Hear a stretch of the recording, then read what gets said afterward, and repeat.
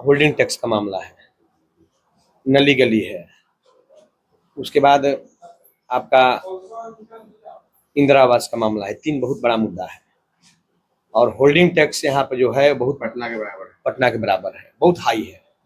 ये पहला मुद्दा है। अगर जनता हमें आशीर्वाद देती है तो इसको पहले हम लोग होल्डिंग टैक्स पर जनता के द्वारा, जनता के बीच में बैठकर होल्डिंग टैक्स का हम लोग विचार विमर्श करके इसमें संशोधन करके फिर आगे भेजने का प्रयास करेंगे। दूसरा, नल जल योजना कहाँ तक काम हो पाया इसमें? बिल्कुल जीरो पे है, कोई काम नहीं हो पाया नल जल योजना। और अपने जो है वार्ड नंबर 1 से लेकर 16 तक स्ट्रीट लाइट्स का क्या प्रबंध है?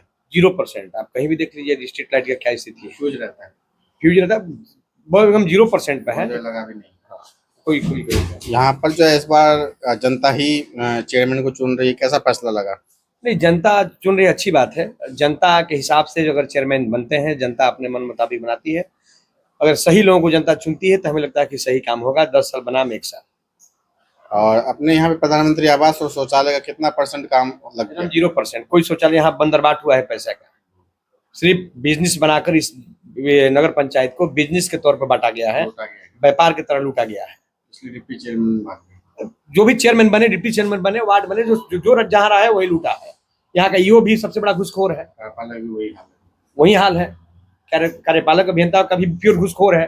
वो तो आज भी 1 लाख रुपए महीना लेता है। वो जो मर्जी करिए 1 लाख रुपए देता है। अभी बरसात में उसको पहले सिस्टम देखना चाहिए कि बरसात में हमारा जितना भी नाली है, पानी का निकासी है, वो हम देखें कहीं वो दिख रहा है। वो व्यक्ति कहीं नहीं व्यक्ति दिख रहा है। वो सिर्फ पैसा महीनवा दिन 1 लाख रुपए आ जाता है। और अभी तो भाई चुनाव हो रहा है। जो चेयरमैन का, उप चेयरमैन का भी पैसा था वो भी उसको जा रहा है, थाना को जा रहा है। यही है यहाँ पे सिस्टम। बिल्कुल पैसे का बंदरबाट हो रहा है। कोचस नगर पंचायत को बिल्कुल नर्क में डाल के कचरा के ढेर बना कर रखा है। लोग कूड़ा कचरा कोई उठाव नहीं, कोई मतलब देखिए, आप आए होंगे, देखे होंगे कूड़ा कचरा, नली गली का क्या पोजीशन होगा। सड़क पर तो कोई भी गिर सकता है, इस पे आने जाते कोई मतलब ही नहीं है। यहाँ नली गली से लेकर इंदिरा आवास से लेकर होल्डिंग टैक्स का मामला लेकर सब एकदम तीनों चरम पे है। महिलाओं का शौचालय सही जगह पर नहीं है। वो बिल्कुल महिलाएं बेचारा भटकती है, भटककर बेचारा परेशान होती है। जाम में अगर फंस जाएंगी तो बहुत बुरा हाल हो जाता है। शिक्षा और स्वास्थ्य की भी वही स्थिति। शिक्षा और स्वास्थ्य की स्थिति है कि अपने हिसाब से आते हैं, अपने हिसाब से जाते हैं। कोई उसमें कोई सिस्टम नहीं है। डॉक्टर का भी वही हाल है। डॉक्टर का भी वही हाल है।